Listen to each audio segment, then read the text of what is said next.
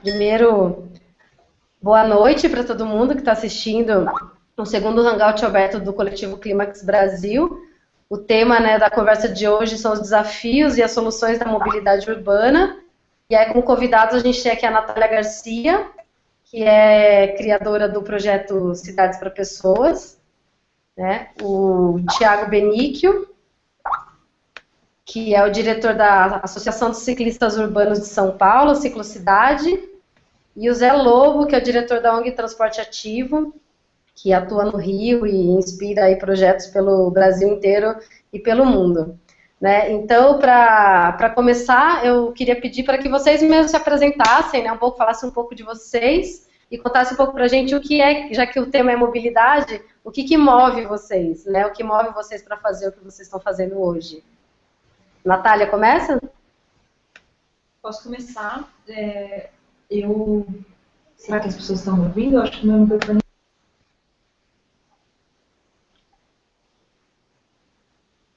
Para mim sumiu.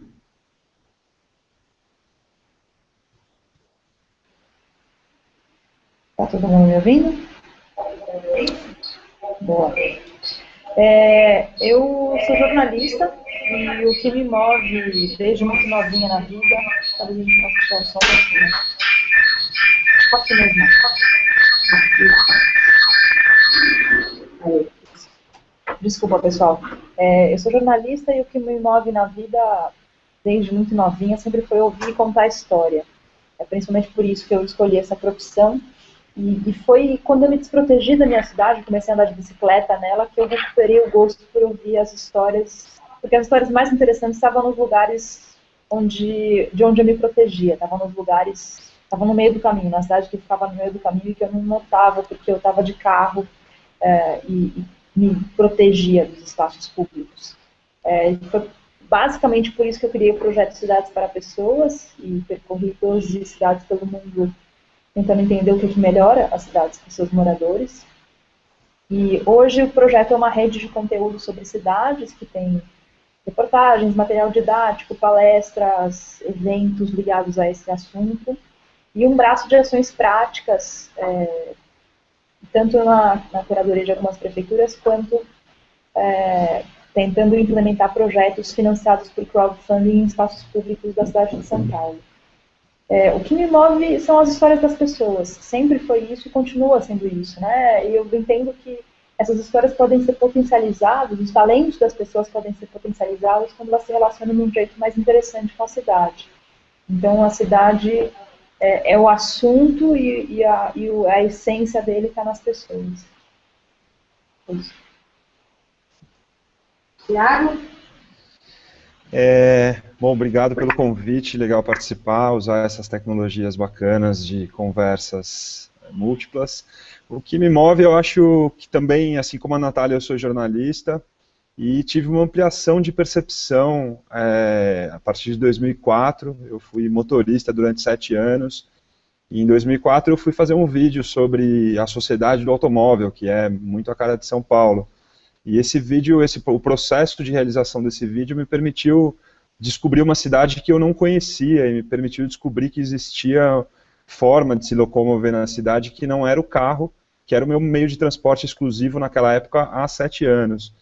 E a partir daí eu descobri que existiam essas outras, na verdade, formas de transporte e percebi que essas formas de transporte elas eram muito melhores para mim, por diversas razões, porque eu ficava menos estressado, porque eu gastava menos dinheiro, porque eu conseguia conviver com as pessoas, porque eu conseguia descobrir a cidade, e ela era melhor também para a cidade. A partir daí, o que passou a me mover, eu acho, foi um desejo de transformar a cidade, porque a gente aqui em São Paulo, a gente ainda escuta, mas há alguns anos a gente escutava mais uma coisa assim, as pessoas odeiam a cidade, elas acham tudo muito ruim aqui, mas elas moram aqui. Então isso não fez muito sentido, nunca fez muito sentido na minha cabeça, e eu percebi que, puxa, se eu vou morar aqui, eu quero ter uma cidade melhor. Eu não posso morar num lugar que eu odeio. E acho que a partir daí eu me envolvi em bicicletada, me envolvi em alguns movimentos, e mais recentemente na ciclocidade, com esse desejo e com esse objetivo de melhorar um pouquinho a cidade aí, nessa questão da mobilidade que é bastante central.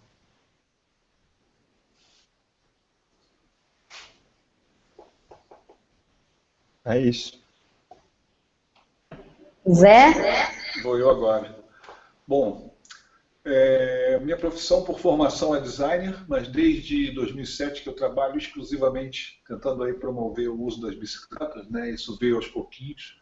O que me move, eu diria que é a bicicleta, sem trocadilhos. Desde criança que eu uso ela pela cidade, usei para várias coisas, para me divertir, para brincar, participei de corridas, fiz cicloviagens, sempre tive envolvido com a bicicleta e sempre quis passar isso para as outras pessoas.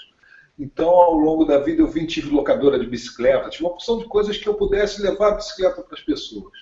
E em 2003, várias pessoas pensando já a bicicleta com mobilidade, ao longo da vida fui vendo tudo de bom que a bicicleta tem para a saúde, para o meio ambiente, para o espaço público, para todas essas coisas.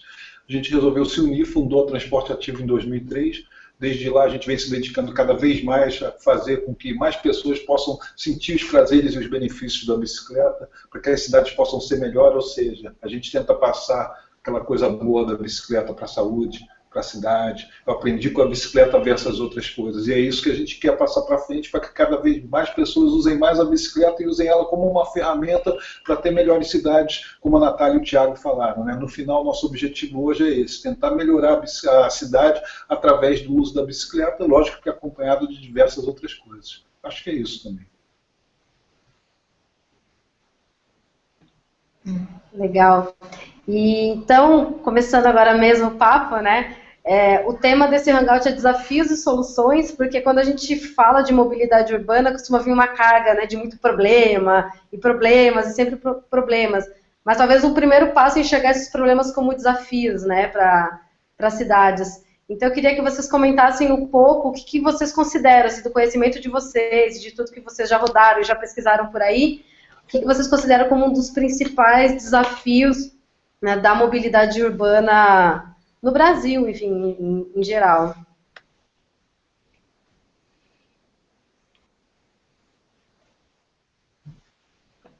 Quer falar, Thiago? Bom, vamos lá, começo. Acho que tem um desafio central da questão da mobilidade, que é a gente distribuir melhor o espaço da cidade. Isso aqui em São Paulo e em muitas cidades do Brasil, acho que quer dizer a gente distribuir melhor as coisas que estão no espaço, para que as pessoas precisem viajar menos até o destino dela. Então, a gente ter as coisas que as pessoas fazem na vida, né, equipamentos culturais, emprego e tudo mais, perto da casa das pessoas, mais perto, não tão distante como a gente tem hoje aqui em São Paulo. E acho que também significa a gente distribuir mesmo o espaço da via. O espaço das nossas ruas hoje, ele é praticamente dominado por um meio de transporte, né, pelo carro. E esse espaço precisa ser distribuído, a gente precisa ter melhores calçadas, a gente precisa ter espaço para as bicicletas andarem com mais tranquilidade, espaço para ônibus. Acho que esse é um desafio central da mobilidade urbana. E aí você vê que ao enfrentar esse desafio, você tem muitos benefícios que voltam para quem enfrenta e para a própria cidade. Quando você tem uma rua comercial de bairro, por exemplo, e essa rua, em vez de ter carros estacionados dos dois lados da rua, você passa a ter uma calçada larga, confortável, com bicicletários ali nas esquinas, um espaço para bicicleta, você vê aquela rua voltando a ser viva. Ela deixa de ser um espaço morto de carros estacionados e passa a ter pessoas circulando. Então, e acho que essas ações, às vezes elas são difíceis, mas às vezes elas são muito simples de serem feitas, e os benefícios são diretos, a percepção de que melhora é muito clara, é muito óbvia.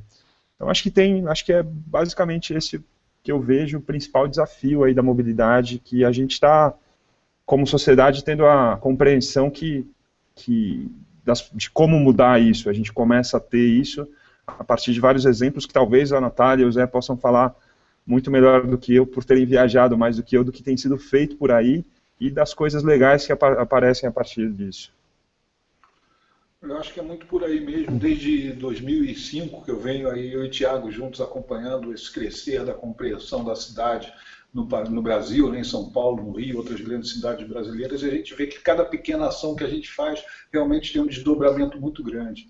E é aquilo, uma das coisas que eu vejo desafio da mobilidade hoje é não esperar só pelo poder público, é ir lá e fazer aquela pequena parte que cada um pode fazer, tentar se locomover da melhor maneira possível, tentar matricular o filho perto de casa, não longe, ou seja, pequenas coisinhas que vão realmente mudar tudo lá no final, né?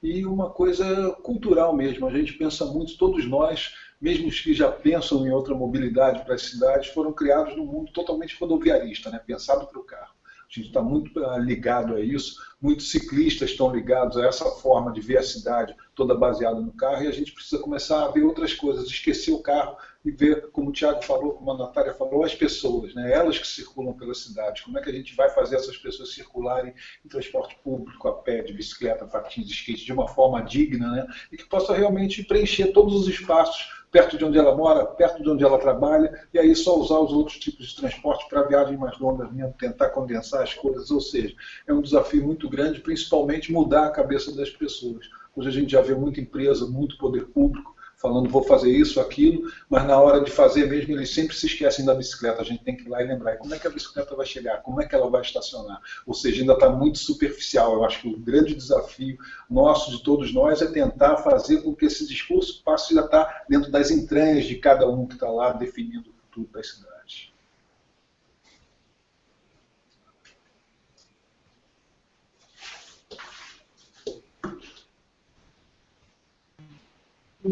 Alô, alô?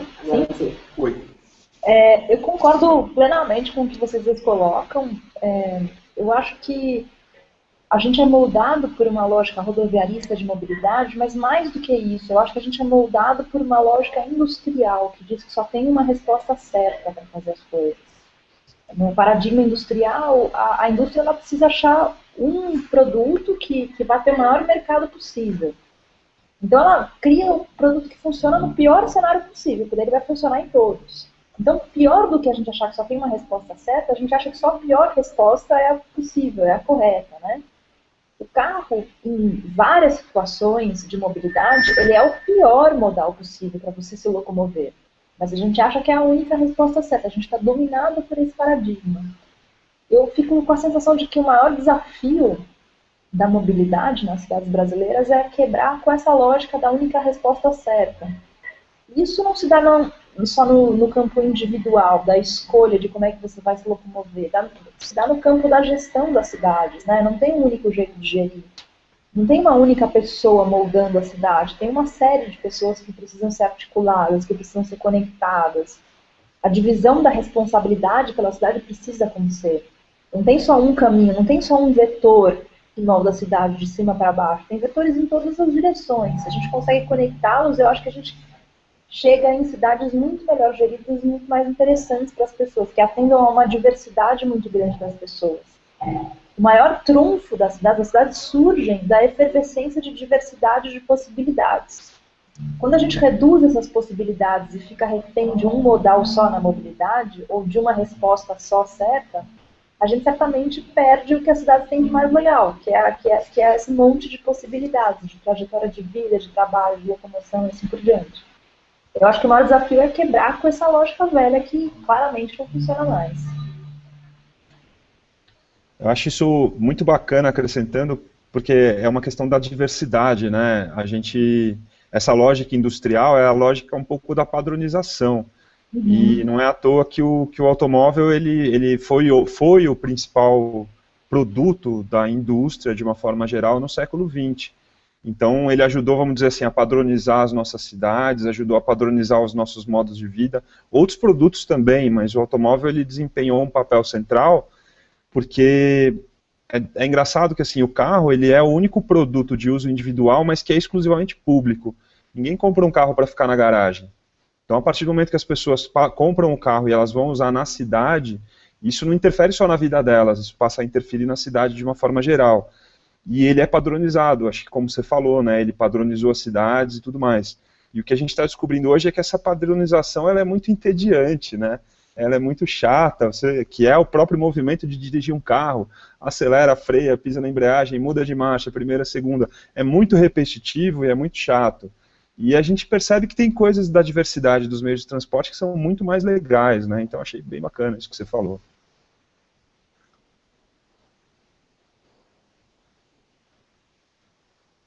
Também achei bem legal. E é muito bom, né, nesses papos a gente ver novas visões da mesma coisa, conseguir olhar, ampliar a nossa visão, ver por novos caminhos, por outros olhos, né? E realmente a cidade tem muito aí para mudar e eu acho que um dos desafios que é muito legal é exatamente a gente já está percebendo isso. Então como é que a gente vai passar isso para as pessoas? Né? É muito legal tentar descobrir essas formas, executar isso e ver os resultados. É bastante, dá uma satisfação bem grande, ou seja, vale a pena estar ali investindo, buscando numa coisa que quando eu conheci o Thiago em 2005, era uma coisa assim de visionários. O que é isso? Esses caras são os malucos, ninguém fala nessa maluquice. Hoje em dia já é uma coisa muito mais comum, todo mundo fala de mobilidade, você vê bicicleta em vitrine de loja, isso, aquilo, ou seja, a coisa está crescendo, eu acho que é uma coisa feita por cada um mesmo, cada um de nós aqui, cada um de nós que está ouvindo isso aqui, que está tendo novas ideias, pensando, vai passar isso adiante, é quem realmente vai mudar as nossas cidades, fazê-las serem lugares agradáveis, né, onde a gente possa sair e curtir a vida numa boa ali, em todos os espaços em volta da nossa casa, do nosso trabalho. Eu adoro as cidades, o que procuro fazer então, que elas sejam um lugar agradável para mim e logo para todos que estão no meu entorno. Muito bom. Queria falar? Não, acho que minha opinião já foi contemplada por ele. Então, bom, já...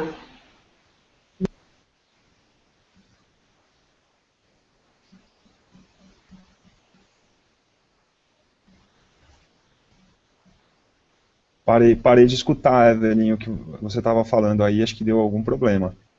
Eu não ouvi nada da Evelyn.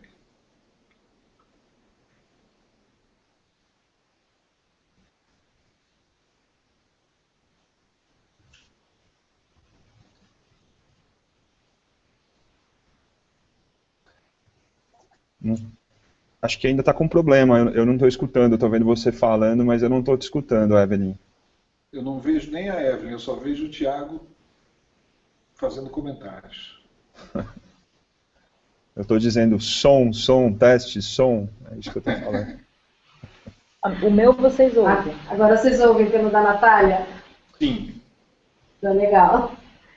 Problemas técnicos aqui, mas o Carlos Eduardo Vicentim, ele mandou uma pergunta falando que ele fez uma pesquisa e viu que em Paris, há muitos anos atrás, tinha esteiras rolantes na rua. Né? Eu entendi que são como aquelas esteiras que tem no aeroporto. E ele queria saber o que vocês acham disso, se acha da retomada disso nas cidades. Posso falar uma coisa, começar falando? Sequestrar a palavra? É engraçado isso. Isso que o Vicentinho fala, quase todos os eventos de mobilidade que eu participo, alguém fala alguma coisa assim, alguém cita alguma solução tecnológica, como se fosse uma solução que vai mudar tudo, e pergunta, o que você acha de uma esteira rolante? O que você acha de um ônibus flutuante? O que você acha de... Sempre tem essa pergunta assim, relacionada a uma solução tecnológica. O problema do trânsito, ele não é só tecnológico, né? Não é... Pensar numa tecnologia que resolve o problema do trânsito é insistir na lógica industrial da única resposta certa. Eu acho que a briga mais interessante é por possibilidades, é por mais opções, não é por ciclovia, ou transporte público, ou metrô, ou avenida exclusivamente, mas é por opções. Eu acho que eu não desmereço a ideia de esteiras rolantes para pedestres numa cidade. Não acho que ela é descartável completamente ou que não serve completamente, mas não acho que é essa a solução. E a gente tem uma outra coisa aí, que mobilidade não é uma questão que se encerra em si mesma. Todos os dias o equivalente a um uruguai sai da Zona Leste, vai para o centro de São Paulo trabalhar, percorrendo aí, sei lá, 20 quilômetros, não é criando 1000 vias para as pessoas se locomoverem nesse percurso, mas é levando empregos para a periferia e trazendo pessoas para morarem no centro, reduzindo a demanda por mobilidade também. Então, eu gosto muito de fazer a seguinte analogia. Imagina que Copenhague é uma cidade cheia de pregos sobressalentes e alguém inventa uma tecnologia incrível para pregar esses pregos, que é um martelo. Faz sentido a gente importar essa tecnologia para São Paulo? Sei lá, a gente tem pregos sobressalentes aqui também. Será que essa tecnologia serve para todos os lugares? Ou será que não? Ou que é uma coisa específica de lá? Não sei, não tenho a resposta, mas eu acho que mais interessante do que pensar em uma solução tecnológica é pensar em mais opções para atender a diversidade das pessoas. Eu vou um pouco na linha da Natália. Eu acho que tem uma tecnologia fantástica que a gente esquece, que é o nosso próprio corpo. E acho que essa é a tecnologia que devia ser, que a gente devia mais estimular e exercitar, porque é ela que permite a gente interagir de uma forma, nossa, de uma forma muito transformadora. Então, eu também fico olhando essas coisas, legal, pode ter alguma utilidade. Quando você está num aeroporto, precisa carregar um monte de mala, tem um monte de gente andando, aquela distância imensa, uma esteira rolante ajuda. Você tem uma situação específica ali, que é um aeroporto, mala, muitas pessoas em distâncias muito grandes. Mas nas nossas ruas não tem nada melhor do que caminhar. Então, acho que essa é a melhor tecnologia, né, que precisa ser difundida. E a partir do nosso corpo, a gente conseguir usar as ferramentas, e quanto mais simples essas ferramentas forem, eu acho que mais efetivas elas vão ser para a mobilidade e para a nossa vida, na verdade. Quanto mais a gente buscar a simplicidade, e aí não tem ferramenta mais simples de mobilidade do que a bicicleta. Quer dizer, a mais simples são as nossas pernas, e depois a roda, né, que a gente inventou, e a roda movida pelas nossas pernas. Essa combinação eu acho bem bacana.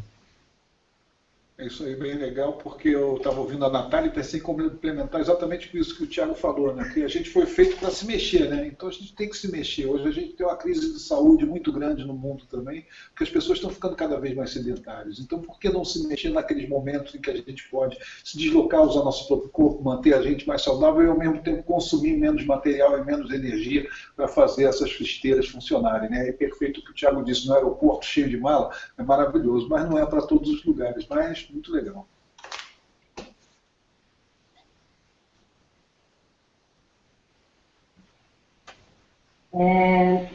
Desculpa alguns problemas de som, gente, que eu e a Natália, além de tudo, a Natália está sem casa, eu estou no trabalho.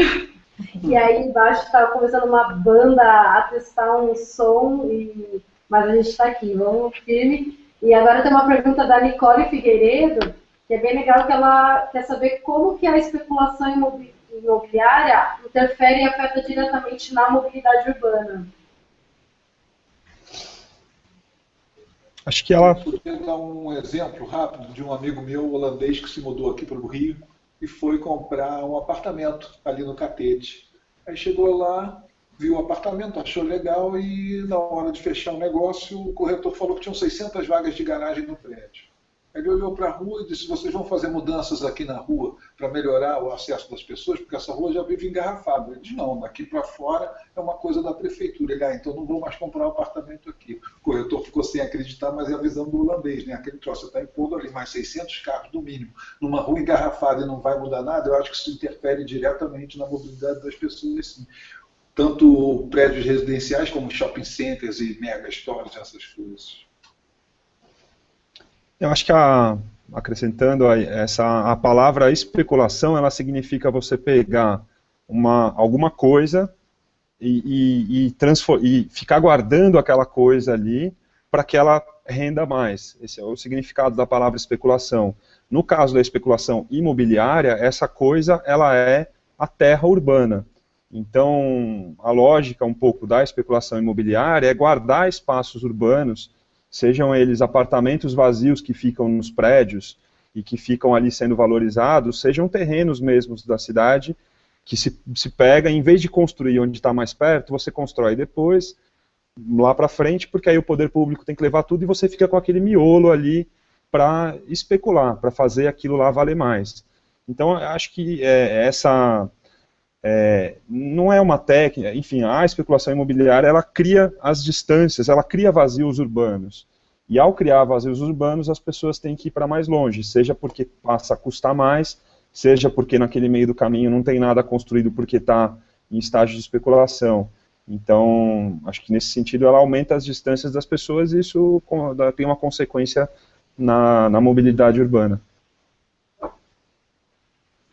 Acho que é isso, né? O Thiago vai na mosca quando explica a raiz desse conceito e o que acontece na prática. Vazios urbanos, né? A cidade vai se espraiando, vai crescendo para fora, as distâncias vão aumentando um bocado. A gente tem uma cidade que é São Paulo que tem 60 quilômetros do sul ao norte, né? Paris tem 8. É uma cidade muito, muito espraiada, muito espalhada, muito mal planejada, né? Cresceu de um jeito completamente sem pé nem cabeça e virou um negócio gigante. E acho que tem ainda uma outra questão aí, que é o setor imobiliário muitas vezes é o mesmo que constrói ruas, avenidas e viadutos. Então, existe um ponto a mais em relação ao que o Thiago diz, que esse setor é o maior financiador de campanhas políticas no Brasil. Então, tem um conflito de interesses muito grande entre quem está construindo casas e apartamentos para as pessoas morarem ou para comércios funcionarem, entre quem está construindo os viadutos e quem está definindo como vai ser a mobilidade da cidade, construindo viadutos e assim por diante, e o poder público, quem está permitindo, quem está abrindo as portas para que esse setor molde a cidade tão intensamente. Então, eu só acrescentaria mais esse fato, porque isso define muito, não só a forma urbana, mas o jeito como as pessoas usam a cidade. É um setor muito poderoso, que tem muito mais poder, eu acho, do que deveria. É um setor importantíssimo para a cidade se desenvolver, mas quando esse conflito de poder chega num ponto que só ele molda a cidade, o resto sai perdendo, o resto das pessoas sai perdendo. Quer dizer o próximo? Você tá ligado? Tá. Tá, então, só a Casey, ela, na verdade, não é muito um comentário, mas ela fez, não é uma pergunta, mas ela fez um comentário mais relacionado à questão da gestão de políticas públicas, né, para garantir que as pessoas, de fato, possam ter essa opção de vários modais, né, então vocês falaram aí da questão dos modais, integração, acesso, mas como que fica a questão da gestão pública, né, eu entendo que é talvez um comentário grande, mas como que faz talvez uma provocação, né, para que a gestão, para que os políticos, né, eles de fato tenham uma preocupação aí com esse ordenamento urbano, tem a ver com a mobilidade e tudo mais. Quer falar, Thiago? Pô, eu acho que não é, posso falar, eu acho que não é, a gente divide, e acho que não está, a gente divide assim, somos nós e os políticos.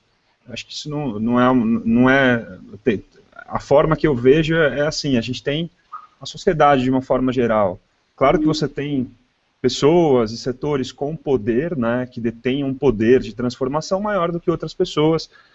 Os políticos são um desse grupo de pessoas, as pessoas que têm dinheiro são outro grupo de pessoas. Mas eu acho que a gente precisa ver a questão como a sociedade de uma forma geral. Então acho que a partir do momento que a sociedade passa a tomar consciência, e a sociedade inclui os políticos, inclui os empresários, inclui os empreendedores imobiliários, tudo isso é a sociedade. A partir do momento que a gente começa a tomar consciência dos problemas e começa a tomar consciência de como solucionar esses problemas, a gente começa a mudar. Começa a mudar a forma que a gente está gerindo as cidades. Acho que uma questão do Brasil especificamente, a nossa democracia, né, a nossa forma de viver em sociedade nesse sistema que se chama democrático, ela é muito recente. A gente passou a maior parte dos nossos 513 anos num outro tipo de regime, era um regime que não era, teoricamente, né, o bem de todos. Hoje, teoricamente, o nosso sistema busca criar condições para que todo mundo seja feliz e que tudo aconteça da melhor forma. Mas na maior parte da nossa história, a gente não era esse o objetivo do país. A gente foi um país que primeiro serviu para ser saqueado, todas as riquezas, depois era um país que servia para pequenos grupos, e depois a gente passou aí mais recentemente um longo período de ditadura militar, de uma série de questões. Então a gente está aprendendo ainda como viver em sociedade e como entender o que é o bem comum. O que é o bem comum das cidades? A gente ainda vive coisas muito ruins na nossa democracia, mas acho que isso é uma questão de amadurecimento mesmo, e esse amadurecimento da sociedade, de todos os setores que envolvem o amadurecimento também de disputas, né? A democracia ela pressupõe disputas, então não é necessariamente simplesmente vamos conversar aqui a chegar num melhor termo. Às vezes é sim algum tipo de disputa que vai resultar num termo melhor, mas uma disputa que seja democrática, não uma disputa que seja autoritária. Então acho que isso ajudaria bastante, acho que é um processo que a gente está vivendo e que no Brasil é muito recente ainda esse processo. Eu concordo, eu acho que tem uma outra questão aí que é bom, antes de mais nada, democracia é um verbo, né? É um verbo que a gente tem que ficar conjugando o tempo inteiro. Não é, claro que gramaticalmente não, mas a gente tem que exercitar ela, a gente tem que exercer ela o tempo todo, não só a cada 4 anos, quando a gente vai para as urnas e eleger um político, né? E aí tem uma outra questão que é a da máquina política, né? Um prefeito tem 4 anos para fazer algo memorável, para deixar um legado político para a cidade e para fazer com que alguém do seu partido se reeleja, ou ele próprio se reeleja. Essa lógica de gestão, que muitas vezes descola a gestão, as decisões da cidade, de diretrizes maiores que deviam ser priorizadas, o plano diretor, que muitas vezes é desrespeitado, e foca no que ele pode fazer de memorável para daqui a 4 anos ter algo de que se gabar, ter algo que mostrar para prestar contas, né? Eu fico achando que a lógica de gestão também é algo a ser reinventado, né? Eu vi vários exemplos viajando por aí de lógicas sendo reinventadas. Em Portland, por exemplo, a prefeitura criou um instituto de sustentabilidade que tem sedes hiperlocais nos bairros da cidade e tenta conectar a iniciativa privada, os universitários, a sociedade civil organizada, né, os ativistas, ou desorganizada também, e o poder público. Que são ilhas, né? Que são ilhas que geralmente não se conversam, ou pior, geralmente se odeiam. O poder público, ele tem essa função de articulador entre os setores que moldam a cidade, que ele também cumpre muito mal. Então, eu acrescentaria que, além da nossa democracia estar pouco madura, e a gente está num processo de amadurecimento que eu vejo claramente nela, mas ainda, como o Thiago brilhantemente disse, a gente tem 500 anos de país e pouquíssimos desses 500 anos em regime democrático. A gente tem lógicas e máquinas de gestão que não permitem muito a inovação, que não permitem muito a articulação. Parece que esse é um outro ponto a ser repensado e reinventado também. Quer comentar, Zé? Não, passo. Vou falar de tudo bem né? claramente. Então, eu vou aproveitar porque a polêmica está criando uma polêmica das esteiras no YouTube. Porque a primeira pergunta, né, que foi o Carlos, acho que fez, mas enfim, gerou vários comentários das pessoas perguntando sobre os deficientes. Mas e os deficientes? Não seria legal ter esteiras, né, que contemplassem as pessoas que têm algum problema de mobilidade reduzida? E aí, enfim, o pessoal aqui agora começou a ficar preocupado com os deficientes, né? E talvez essa proposta das esteiras seria alguma coisa mais relacionada à acessibilidade dessas pessoas, do que para todo mundo ficar andando em esteira, né? Então, acho que é legal também a gente trabalhar um pouco, pensar agora a mobilidade urbana na lógica das pessoas com mobilidade reduzida. Eu acho que São Paulo é uma cidade inacessível para quem não tem problemas de mobilidade reduzida. Tem vários lugares que eu, como alguém que tem a plena saúde e capacidade total de mobilidade, não consigo acessar se eu não tiver com um transporte motorizado. Tem pontes que passam por cima dos rios da cidade que ou eu vou me colocar num risco muito grande, ou eu não vou conseguir atravessar se eu tiver a pé ou de bicicleta. Tem calçadas super íngremes ou super esburacadas que provavelmente eu não vou conseguir. Se eu tomar um tombo na calçada em São Paulo, isso não vai entrar nas estatísticas de acidente de trânsito, porque não se leva a mobilidade dos pedestres a sério. Queda na calçada não é acidente de trânsito, porque não tem nenhum veículo envolvido. É claro que a gente tem que olhar para quem tem dificuldades de acessibilidade e contemplá-los. E não estou dizendo que a esteira não seja uma opção possível ou viável. Eu acho que mudar o paradigma de para quem que a gente está construindo a cidade é algo que envolve um monte de coisas. Envolve responsabilizar talvez o poder público e não os cidadãos por construir as calçadas, que são a via dos pedestres, o que é algo que é feito em várias cidades do mundo. Envolve ter um padrão de travessias e de rampas de acessibilidade. A gente não tem um padrão. Acho que foi o Thiago que me disse isso uma vez, que a gente tem 20 tipos diferentes de travessia para pedestres em São Paulo. Não tem um padrão. Nos Estados Unidos tem sempre um padrão. É o mesmo tipo de semáforo, é o mesmo tipo de sinalização. Eu sei quando é minha hora de atravessar. Aqui muda toda hora, o tempo inteiro. Então eu acho que a acessibilidade é parte de um argumento muito maior, que é quem a gente está priorizando na hora de pensar em construir a cidade. Quem que está sendo priorizado. Hoje em dia é a minoria das pessoas que é priorizada, que é quem está nos carros. Algo em torno de 30% das viagens ou 20% das pessoas. é a minoria absoluta, que consome a maioria absoluta do orçamento de transportes, consome a maioria absoluta do viário e deixa um péssimo legado de saúde pública e de mobilidade para a cidade. Então, sem querer desmerecer a história das esteiras, eu não sei se essa é a resposta ou se não é, mas eu acho que a questão talvez seja maior do que isso.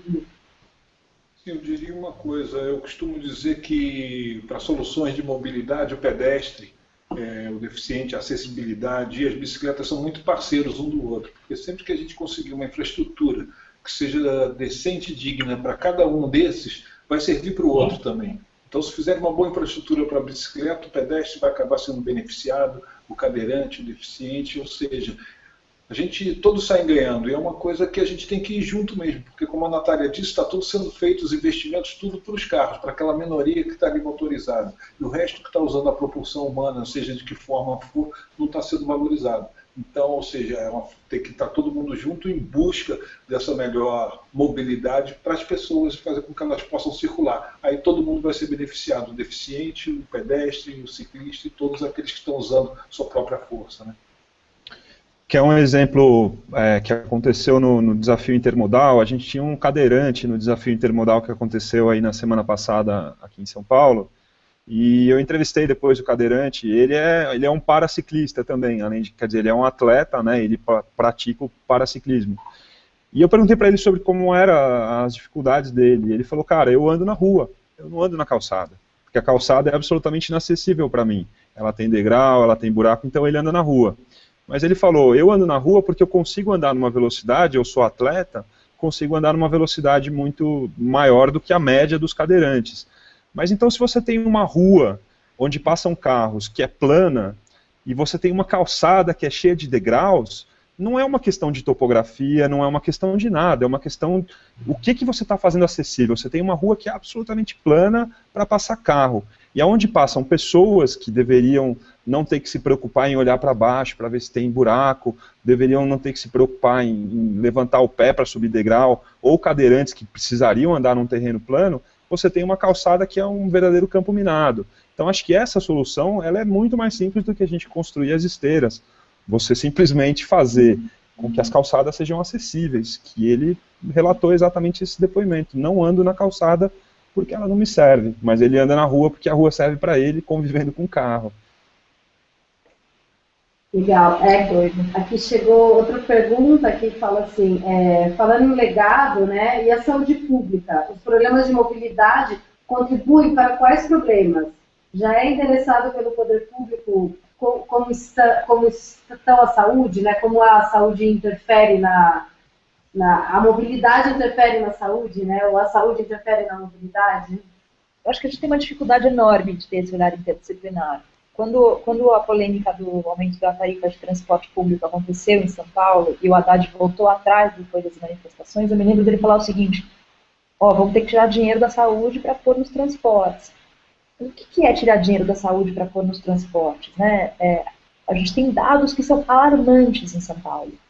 Se, de acordo com o professor Paulo Saldiva, 80% dos leitos do SUS são ocupados por vítimas dos carros, porque a cidade é muito poluída, ou porque são vítimas de acidentes, ou porque tem problemas auditivos, respiratórios, cardíacos e assim por diante. A gente tem São Paulo, esse ano saiu um estudo da OMS dizendo que São Paulo é a cidade com mais transtornos mentais do mundo, e que isso estaria relacionado com o modelo de urbanização da cidade. As pessoas mais afetadas são as que moram nas periferias, que justamente são as que vivenciam a cidade do pior jeito possível, que percorrem as maiores distâncias. Tem um problema seríssimo de saúde pública e tem uma dificuldade enorme de ter esse olhar interdisciplinar. Porque a gente vive numa lógica de setorização mesmo. É mais fácil, é mais simples repartir o orçamento, por exemplo, em fatias e definir que isso vai para a saúde e isso vai para o transporte. Mas talvez nesse caso, não, né? Talvez nesse caso tirar um pouco de dinheiro do montante e investir mais em transporte público é melhorar a saúde de todo mundo. É claro que a gente não está falando de construir mais hospitais, de construir mais coisas que diretamente beneficiem a saúde. Isso daí a gente chega numa outra questão, né? Que são os projetos de hardware e os projetos de software. O projeto de hardware, do ponto de vista do planejamento de uma cidade, é tudo que constrói alguma coisa, cria uma infraestrutura. Software são as possibilidades de uso daquela infraestrutura. Uma avenida que só serve aos carros é como um iPad de quinta geração que só tem um software, um aplicativo, carros rodando. Se você transforma essa avenida numa via de lazer aos domingos, você tem 2 softwares rodando ali. Então, essa dificuldade de pensar em projetos de software, todo prefeito ele só promete coisas de hardware. Eu vou construir tantas ciclovias, eu vou construir tantas avenidas, eu vou construir hospitais, construir creches. Mas ninguém está falando em software, né? Eu vou fazer um projeto de educação, de cursos de fim de semana. Não, ninguém promete coisas de software. Essa é uma outra chave que eu sinto que precisa virar um pouco. O olhar interdisciplinar e mais projetos de software na cidade que aproveitem a infraestrutura construída e que coloquem outros softwares para rodar, outras possibilidades de uso. Aí é que entra aquela coisa, né? O problema do software é que no final da gestão ele não vai conseguir mostrar, olha que coisa bonita que eu fiz. Então ele prefere fazer o hardware que aparece no final. Então é tudo uma coisa que tem que ser repensada mesmo. Eu acho que somos nós, sociedade civil, que deixamos essas coisas visíveis, né? Se o cara faz um projeto de software, ele é invisível até você modificar a relação das pessoas com a cidade e torná-lo visível. Eu acho que é um processo, mas concordo plenamente, Zé. Cara, não tem conta se for prestar no final. Eu só tenho a acrescentar que essa questão da saúde, ela cada vez mais é perceptível, além, essa pesquisa que a Natália falou é muito interessante, que ela vai para a saúde mental mesmo, né? A gente pensa sempre na saúde como doença, né? Mas a gente esquece da saúde como qualidade de vida, e acho que isso é o que a mobilidade está bastante associada.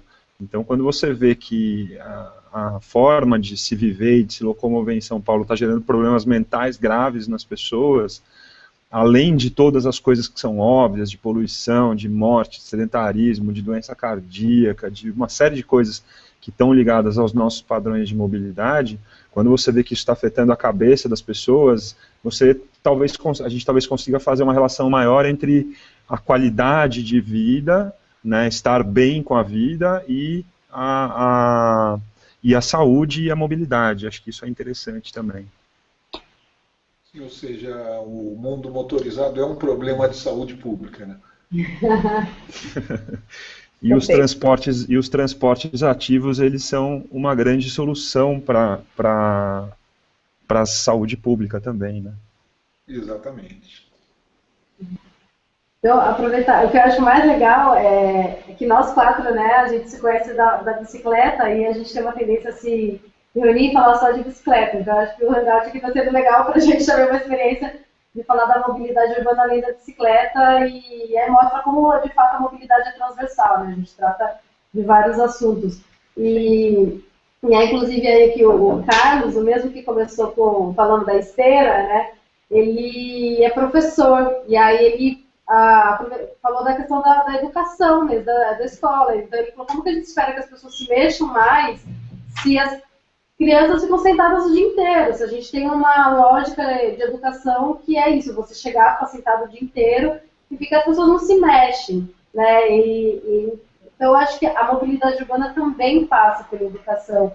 E eu não sei se vocês, em todos esses projetos, o Zé, principalmente, né, Zé, que vocês na Transporte Ativo fizeram já vários materiais, conteúdos relacionados às crianças em movimento, à mobilidade, né, como a gente trabalha a mobilidade e educação. Eu queria saber se vocês têm projetos, assim, experiências que vocês já conheceram relacionadas à educação, mas que interferem diretamente na relação com as pessoas, em especial crianças e adolescentes, como eles se mexem, né, como eles se movem. Exatamente por estar parado o dia inteiro ali no colégio estudando e tal, a importância dele se deslocar de alguma forma ativa quando está indo e quando está voltando, né? A gente tem um problema muito grande nas cidades de pessoas se deslocando para os colégios ao mesmo tempo, no mesmo horário, para o mesmo ponto. Normalmente um motorista, um carro com uma mãe para buscar uma criança, isso gera uma confusão tremenda. E aí a pessoa da aula, ela fica parada na ida e na volta. Então, a importância de você se criar grupos para ir caminhando, de sua escola ser perto de onde as pessoas moram, não matricular a criança numa escola a quilômetros, que necessariamente vai ter que ir de carro ou de algum veículo motorizado, né? Eu me lembro de um estudo do Apple Yard, em que ele pedia para algumas crianças traçarem um mapa da casa até a escola. E as crianças que iam de carro desenhavam a casa, a escola e uma linha reta. E as crianças que iam a pé ou de bicicleta desenhavam um mapinha mesmo, assim. A rua tal, a rua tal.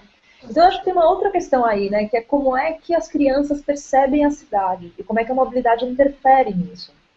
E como é que o jeito como elas se locomovem na rua leva elas para a escola com outro tipo de percepção do que elas vão aprender, inclusive. Eu acho que e se locomover de outras formas para chegar até a escola. Eu sei que eu estou falando um pouco pela tangente da pergunta, mas a mobilidade, eu acho ela muito determinante na forma como você percebe o que está no seu entorno e o que você está fazendo na escola. Isso aconteceu comigo, mas no meu trabalho. Quando eu parei de andar de carro e comecei a andar de bicicleta, eu chegava com outro repertório, com outra carga sentimental, intelectual, chame como quiser, quando eu ia sentar para trabalhar. Eu acho que isso acontece nas escolas.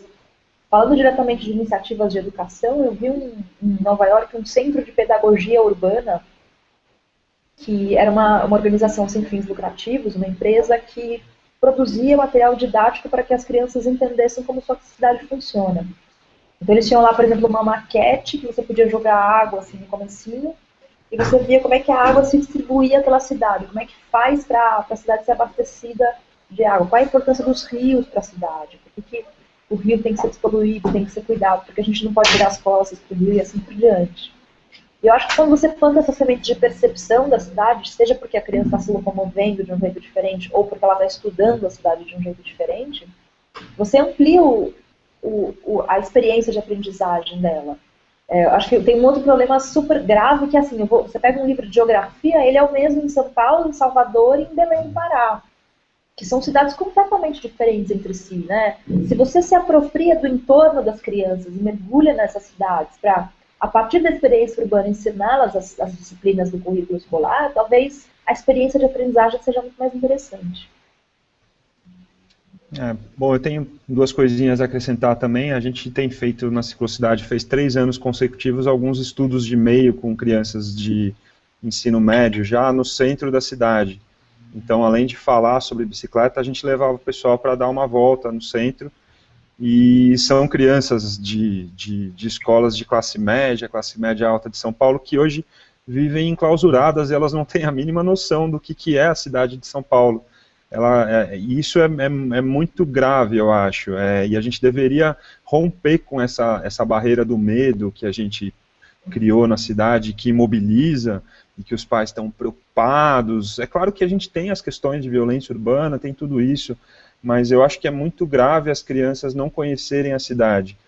Então esse é um projeto que a gente tem feito, fez 3 anos consecutivos, esse ano a gente não fez ainda. E eu lembro que eu fui de ônibus para a escola desde os 12 anos, pelo menos, se a minha memória não falha. Voltava de ônibus, era uma experiência. O ônibus era super demorado, se eu perdia naqueles ônibus que passava de 45 minutos, mas naquele ponto de ônibus que eu ficava ali esperando 45 minutos, aconteciam muitas coisas, eu caminhava para casa. Então essa experiência, que é a experiência extracurricular, né, do livro didático, ela é muito rica e ajuda a molecada aí a entender. Então acho que a gente deveria tentar, na medida do possível, estimular que as crianças fossem mesmo, que os jovens fossem para a escola a pé, de transporte público.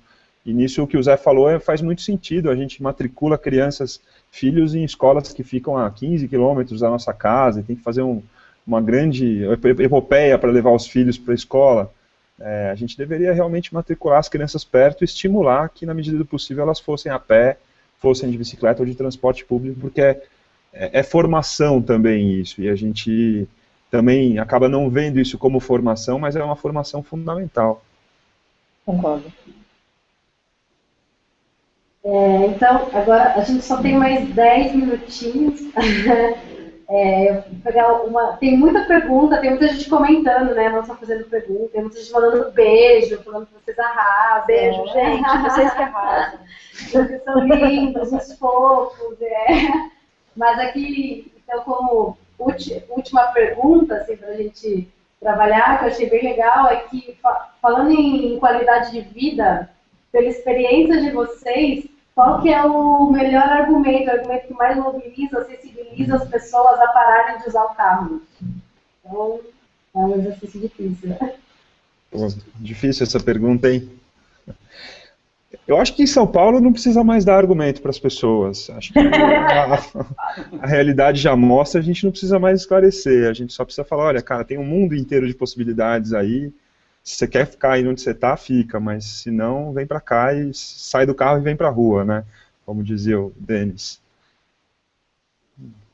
Vou passar a bola aí para a gente rodar um pouco também, mas acho que São Paulo não precisa ficar argumentando muito, me parece muito óbvio, a gente precisa construir as alternativas para que as pessoas consigam sair realmente do carro. É isso aí, aqui no Rio a gente está indo pelo mesmo caminho, não precisa mostrar muito, não precisa falar muito, a situação da cidade em si já mostra, né? Procura outra alternativa. Uma coisa que eu digo que assim, eu uso muito como forma de convencimento, é para você reparar quando você vai a um evento que vão pessoas de carro e de bicicleta, na expressão, no semblante daquela pessoa que foi de carro quando ela entra, cansada, estressada, finalmente chegou, e a pessoa que chega de bicicleta ou a pé, sorrindo, feliz, porque veio vivendo e vendo a cidade. Ou seja, você pode ver no rosto dos outros uma coisa que você pode ter também, é só optar por uma outra forma e tentar viver mais a cidade em vez de sair para lá e para cá, sempre ali fechadinho dentro do carro, levando sua casa para todos os lugares. Eu acho isso muito limitante, e o melhor de tudo é a gente conhecer os arredores da nossa cidade, as pessoas que estão ali por perto, e ampliar nossos horizontes através disso. Perfeito, concordo plenamente com o que vocês dizem. Também acho que a necessidade de argumentos para mostrar que o carro não é a única solução possível, não é a melhor solução em muitos casos, não precisa mais, está claro, né? Eu acho que o carro é um exercício de ausência, né? Você quer estar ausente da situação o maior tempo possível. Andar a pé ou de bicicleta é um exercício de presença. Você tem que ficar muito atento ao que está ao seu entorno, você tem que fazer escolhas o tempo inteiro, você tem que usar o teu corpo, né? O corpo está sendo exercitado, e isso muda muito o jeito como você se relaciona com o entorno. De carro, a cidade é uma superfície a ser percorrida. De bicicleta, você percebe que tinha uma cidade incrível no meio do caminho que você não estava enxergando, que estava invisível. Uma vez, eu estava passando debaixo do viaduto, pertinho do Memorial da América Latina, e eu vi uns quadros pendurados na parede, debaixo da ponte, e tinha uma senhora lá, eu perguntei, o que é isso aqui? Ela falou, é minha casa. E daí eu falei, puxa, você está vendendo esses quadros? Ela falou, não, eu pendurei para minha casa ficar bonita. E aí essa é uma das muitas histórias encantadoras que acontecem o tempo inteiro, e todo dia, quando eu estou desprotegida, quando eu estou sem uma armadura de 1 tonelada de ferro em volta de mim, estou me deixando, e tem uma membrana permeável em volta de mim, deixa que as pessoas me vejam, e que eu veja as pessoas, e que a gente se comunique visualmente, que faz com que seja mais fácil parar para ver uma vista interessante, para entrar numa loja, para tomar um café, para tomar um caldo de cana numa feira de rua. Tudo isso muda muito a qualidade dos meus deslocamentos na cidade. Não é só que eu me desloque para ir em algum lugar fazer alguma coisa, me deslocar já é fazer alguma coisa. Então, eu acho que eu não fico tentando convencer as pessoas, só mostrar que tem outras possibilidades, que não só atendem melhor ao deslocamento, mas que podem te surpreender no percurso. Só fazer um comentário sobre o que você falou. Eu acho que é bacana essa coisa do exercício de ausência, e é interessante porque a coisa do carro ser uma forma de ausência da cidade, ela também não funciona, porque a toda hora a realidade está batendo. As pessoas tentam se isolar no carro e criar um mundo à parte, mas seja o congestionamento interminável, seja a dor nas costas que a pessoa chega no destino dela, chega o mau humor que depois é perceptível para alguém que convive com ela, esse exercício de ausência ele é totalmente infrutífero, porque não tem como a gente se isolar da cidade. A gente consegue num certo nível, mas basta fazer 2 conexões ali que você percebe que esse seu exercício de ausência trouxe alguma consequência e que você estava presente da pior forma possível na cidade, né? Concordo. Para dar uma complementada nisso, eu acho que uma coisa que eu gosto sempre de lembrar é que durante 7.000 anos as cidades foram das pessoas, né? Elas andavam pelo meio da rua porque era um lugar mais gostoso, elas atravessavam onde elas queriam. Nos últimos 100 anos isso deixou de existir, a motorização tirou a rua e a cidade das pessoas. Eu acho que a gente precisa resgatar isso para ser uma sociedade mais feliz como um todo, né? Poder realmente viver a nossa cidade, as nossas vidas de uma forma mais plena, sem estar sempre fugindo ali dos espaços que durante 7.000 anos foram nossos. Perfeito. Bom, legal. Então eu queria agradecer, né, vocês três por terem participado desse bate-papo, foi muito gostoso, dá vontade de continuar mais tempo, a gente pode depois pensar e propor outras formas de estar batendo papo aqui pelo Hangout, isso que é legal que é transmitido pelo YouTube e né, as pessoas podem assistir em qualquer lugar do mundo, né? Então, brigadão aí por estar com a gente. E aí, lembrando, né, que essa é a Semana da Mobilidade, domingo é o Dia Mundial Sem Carro, então para o pessoal aí ficar atento nas agendas das suas cidades para ir para a rua, para exercer tudo isso aqui que a Natália, o Thiago e o Zé compartilharam com a gente. Então, obrigada e esse vídeo, né, essa transmissão agora vai ficar disponível no YouTube, é só usar o mesmo link que a gente está usando agora para fazer essa transmissão, para quem quiser assistir. Então, brigadão. Eu que agradeço e namastê. Valeu, eu também agradeço, sempre muito bom trocar uma ideia com vocês aí, gosto muito de conversar e vamos repetir